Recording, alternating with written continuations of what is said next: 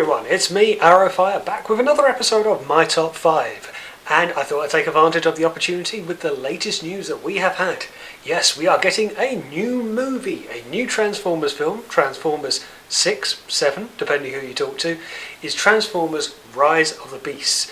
It's going to come out 2022 in cinemas. So of course this one appears to be more Beast Wars themed, and why not? We've seen a big resurgence in Beast Wars recently with the Kingdom line, a new comic book run, a new toy line with the Kingdom run, and now coming much more into the centre stage with the film.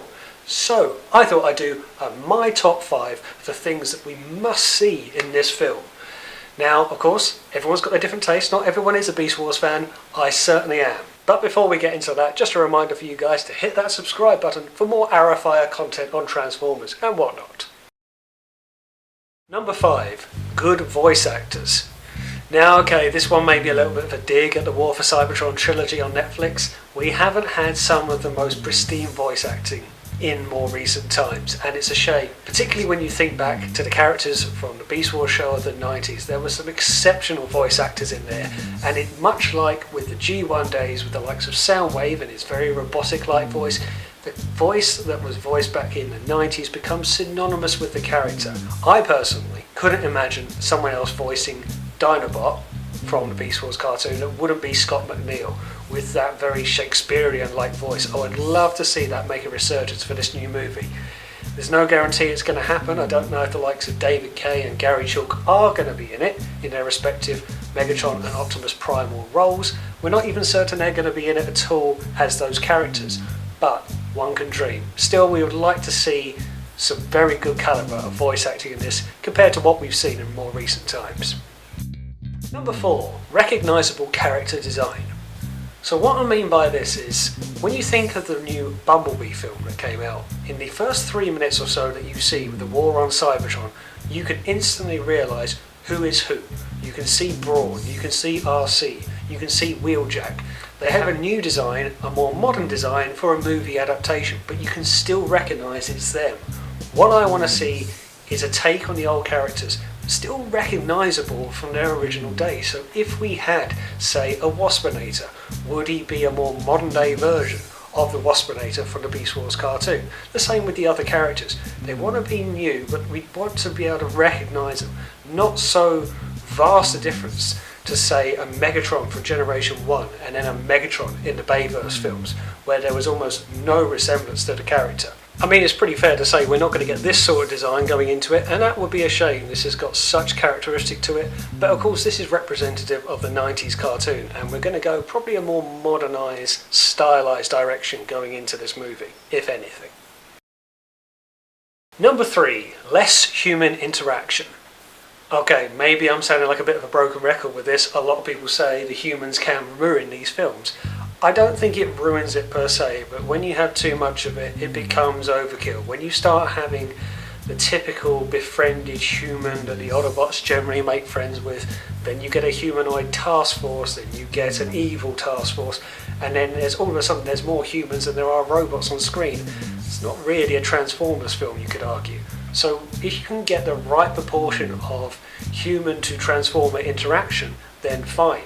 Now, the one that everyone will talk about, and I certainly will as well, was Charlie from the Bumblebee film. And okay, there was a smattering of other characters, but it was a nice representation when you had Charlie and Bumblebee.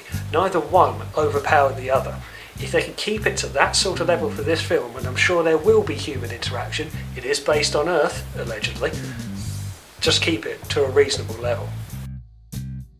Number 2 ties into other forms of media. So this is going to be a bit of an interesting one in that how is it going to fit into the timeline? Is this a reboot? I don't particularly think so. I don't think Transformers has been particularly going that way. Even if you look at the Bumblebee film, you can see how it starts to piggyback or at least fall in to the other live action movies we've seen. So how's this going to be?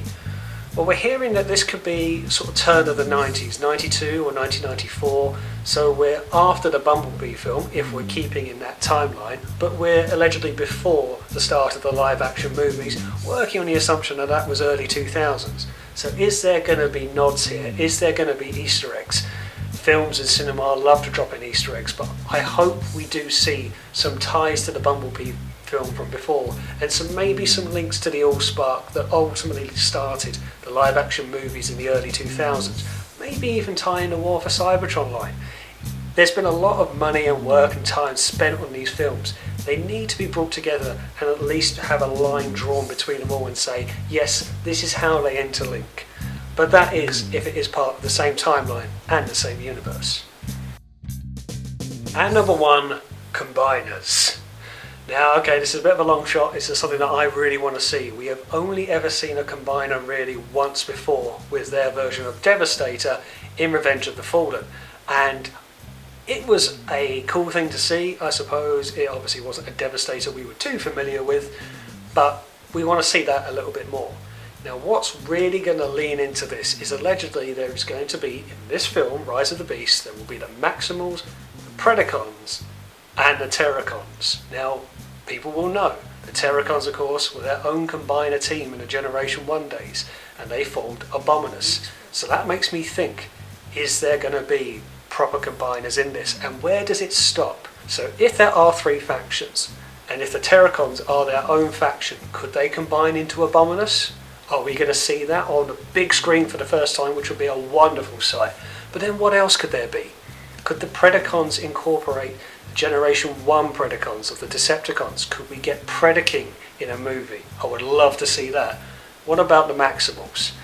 Well, we could see something completely different. Will they incorporate an Autobot combiner to balance it out? Or would we get someone like Magnaboss, which of course was the Beast Wars combiner from Beast Wars 2, I believe.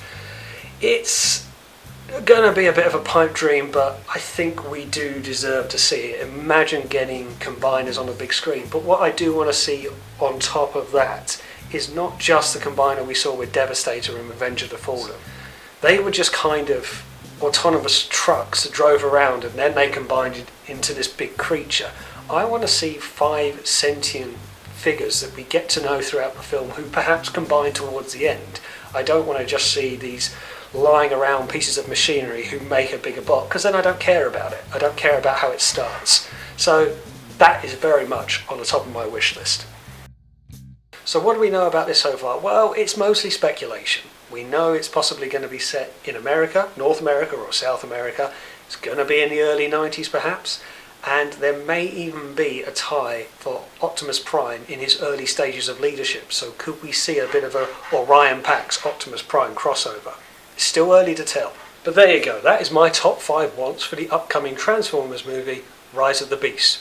Let me know what you guys think, and let me know what your wants are below. I'd love to know what you all think. But thanks for watching, and I will see you on the next one.